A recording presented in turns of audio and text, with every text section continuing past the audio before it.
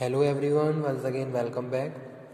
Today we are going to start the new topic, that is the Payment of Gratuity Act.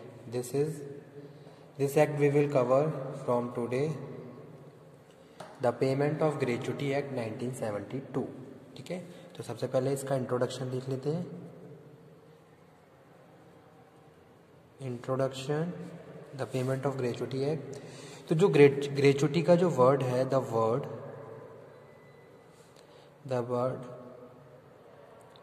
gratuity is derived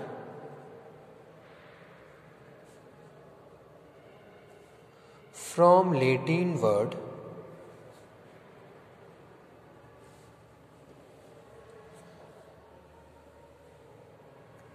gracious, GRATUITAS,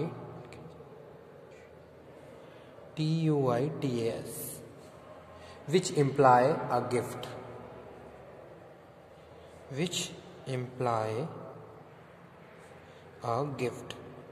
ठीक है, इसका क्या मतलब है? Gift है. In olden days in industrial circles it was considered as a gift. इसको हम gift की तरह कंसीडर करते थे. From the employer to his employee, यानी कि जो एम्प्लॉयर है वो अपने एम्प्लॉय को अगर ग्रेचुटी दे रहा है तो उसको एज अ गिफ्ट की तरह कंसीडर किया जाता है at the time of retirement. यानी कि जब भी उसका रिटायरमेंट का टाइम होता था तो उसको ग्रेचुटी दी जाती थी, जिसको गिफ्ट की तरह ट्रीट किया जाता था. For the service rendered by him, जितनी भी सर्विस उसने वहाँ पे कंप्लीट की है. Gratuity is a lump sum payment given at the time of retirement. ये लिख देता हूँ, थोड़ा इंपॉर्टेंट है. ग्रेचुटी का मतलब है क्या? Gratuity is a lump sum payment, एक पेमेंट है जो रिटायरमेंट के टाइम पे दी जाती है. Payment given at the time of retirement for past service. ठीक है, यानी कि जितनी भी सर्विस उसने रेंडर की है उसके यहाँ पे उसको जो भी पेमेंट दिया जा रहा है, that payment treated as a gift and gratuity by the side of the employer in the organisation. It is a measure of social security.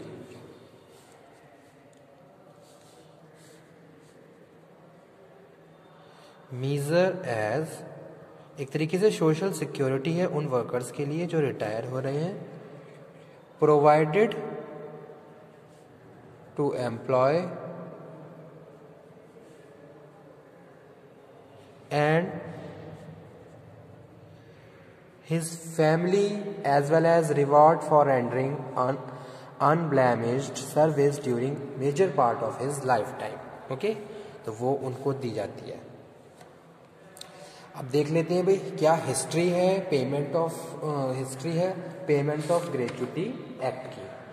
Okay, इससे पहले मैं इसके जो ऑब्जेक्टिव है वो लिख देता हूं. Objective and scope. क्या स्कोप है? Objective and scope of act. क्यों इस एक्ट को बनाया गया, क्या इसका स्कोप है, क्यों इसको एस्टेब्लिश किया गया, क्या प्रोविजंस इसमें इम्पोज किए गए हैं एम्प्लॉयर के लिए, एम्प्लॉय के लिए. So objective and scope of the act is in order to ensure uniform pattern of payment of gratuity to the employees throughout India. यानी कि एक इन्होंने स्टैंडर्ड बना दिया ग्रेचुटी का. ऐसा नहीं है कि भाई एम्प्लॉयर अपने हिसाब से, अपने इंटरेस्ट के हिसाब से पेमेंट करेंगे. तो एक क्या है, एक यूनिफॉर्म पैटर्न डिसाइड किया गया of payment of gratuity. Okay,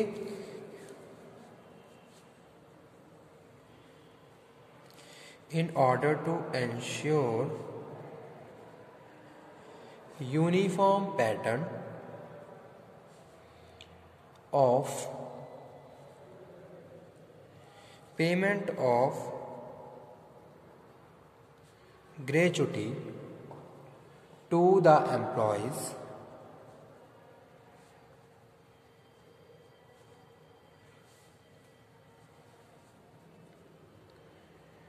through out, यानी कि India. So this act was passed. Initially the bill provided for payment of gratuity to the employees drawing wages up to rupees 270, okay, and employee in factories, plantations, shops, establishment, mine, event of superannuation, retirement, resignation and death. The gratuity amount was to be equivalent to 15 days wages based on the rate of last round wages by the concerned employee for every completed year of service, a part of their in excess of 6 months, subject to maximum of 15 month wages. ठीक है, तो ये एक तरीके से क्या है भाई, 15 जो वेजेस है उसकी कैलकुलेशन यहाँ पे मैं बताऊंगा कि भाई अगर हम यहाँ ग्रेचुटी के पेमेंट की बात कर रहे हैं, उसके बैलेंस की बात कर रहे हैं, तो the amount was to equivalent, जो अमाउंट है वो इक्विवेलेंट होना चाहिए उसके 15 डेज वेजेस के हिसाब से। तो वही चीज़ यहाँ पे हम डिस्कस कर रहे हैं।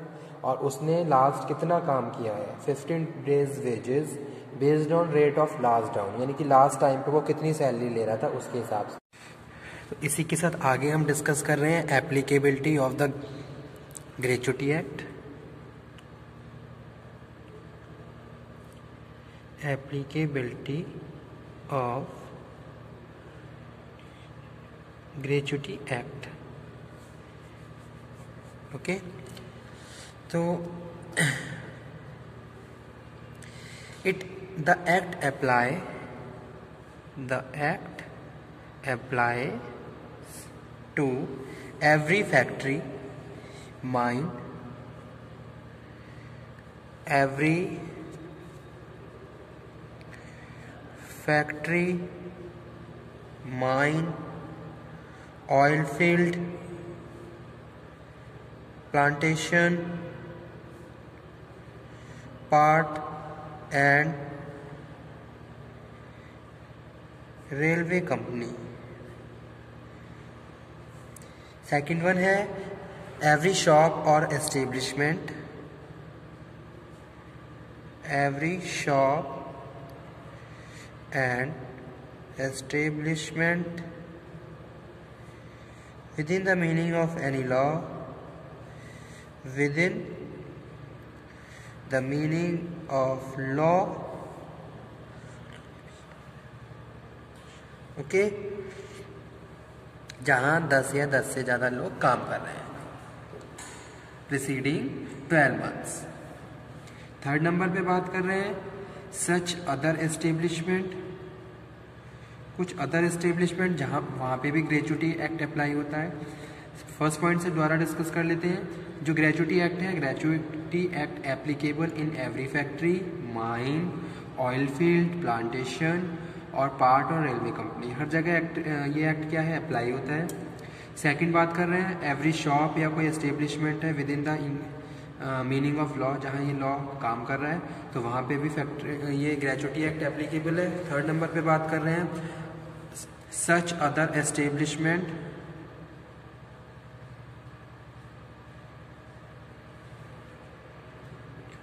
और क्लास ऑफ एस्टेब्लिशमेंट इन विच 10 और मोर एम्प्लॉयज आर एम्प्लॉयड, ठीक है, जहां 10 या 10 से ज़्यादा लोग एम्प्लॉय हैं preceding 12 month as the central government, okay.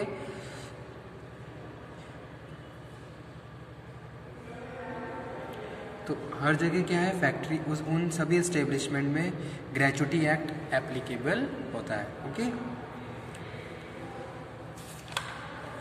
इसके बाद हिस्ट्री की बात कर लेते हैं। History of payment of gratuity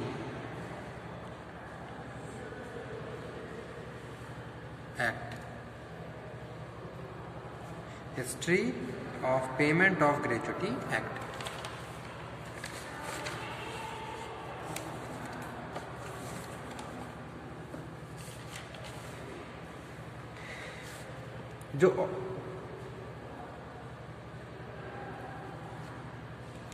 originally the scheme was introduced voluntarily by kind hearted employers, यानी कि स्टार्टिंग में जो कुछ ये स्कीम एप्लीकेबल की गई, कुछ एम्प्लॉयर्स ने इनिशिएटिव लिया इसके लिए कि भाई हम अपने वर्कर्स के लिए कुछ काम करें, एज अ गिफ्ट उनको आफ्टर द सुपर एनुएशन मैच्योरिटी और रिटायरमेंट उसको प्रोवाइड करें.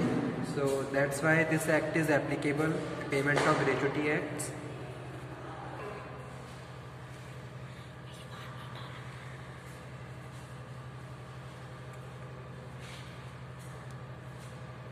In the course of time, it got regularized by means of agreement between the employer and employees. Payment of gratuity was confined to selected establishment and selected categories of employees.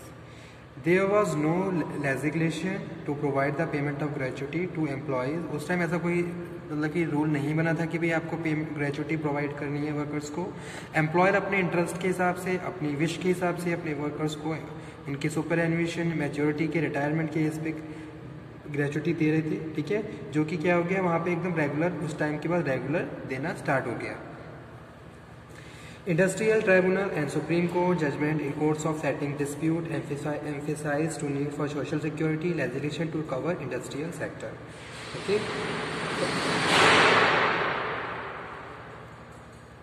After that जैसे कुछ disputes होने भी शुरू हुए. Okay, चीज़ें practice में आई. कभी क्योंकि उसका कोई उस टाइम उसका कोई अमाउंट सेट नहीं था, कोई एक फिक्स अमाउंट नहीं था कि भाई इतनी ग्रेचुटी, कोई कैलकुलेशन नहीं थी कि भाई इतनी ग्रेचुटी आपको कैलकुलेट करके अपने वर्कर्स को देनी है. तो उसके बाद in the labour minister conference and subsequently in the Indian labour conference it was agreed that central legislation on the payment of gratuity be passed. उसको फिर इस एक्ट को पास किया गया. Accordingly the payment of gratuity act 1972 was passed. ठीक है, या 1972 में इसको पास किया गया. तो ये था पूरी हिस्ट्री किसकी, पेमेंट ऑफ ग्रेचुटी एक्ट की. स्टार्टिंग में क्या हुआ, जो एम्प्लॉयर थे इन्होंने अपनी विश के हिसाब से इसको स्टार्ट किया. एम्प्लॉयर स्टार्ट कि भाई कोई रिटायर हुआ है तो हमें उसको एज अ सोशल सिक्योरिटी देनी चाहिए कि इतनी ग्रेचुटी अमाउंट आपने एज अ गिफ्ट उसको दिया. ठीक है, लेकिन जैसे जैसे ये चीज़ें टाइम बढ़ा वैसे वैसे ये चीज़ें प्रैक्टिस में होने लगी. अब जो प्रॉब्लम हुई वो कहाँ हुई कि भाई एम्प्लॉयर अपनी विश के हिसाब से कुछ भी दे रहे थे. ठीक है, यानी कि कोई फिक्स प्राइस नहीं था. लेकिन आफ्टर सम टाइम ये चीज़ें वहाँ पे कॉम्प्लिकेटेड हो गई, डिस्प्यूट्स कॉन्फ्लिक्ट में चेंज हुई. और उसके बाद जैसे जैसे चीज़ें ज़्यादा प्रैक्टिस में बढ़ी तो ये इसकी तो इन सब चीज़ों को रिजॉल्व करने के लिए, कंट्रोल करने के लिए लेबर मिनिस्टर और लेबर कॉन्फ्रेंस के बाद इस एक्ट को 1972 में पास किया गया. Okay student, thank you.